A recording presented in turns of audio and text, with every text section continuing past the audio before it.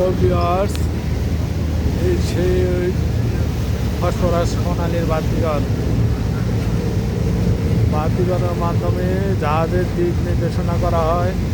এই সেই ফসফরাস সোনালির বাতিঘর।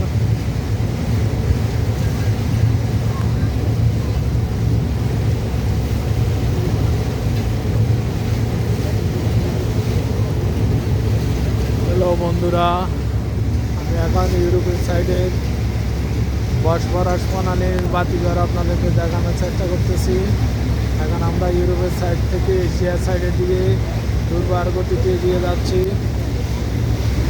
এখন আমরা ধীরে ধীরে এশিয়ার সাইডে চলে যাচ্ছি। আমাদের যাত্রা প্রায় শেষ। সবাইকে ইউরোপের সাইড থেকে বিদায় নিয়ে এশিয়ার সাইডে স্বাগত জানাচ্ছি।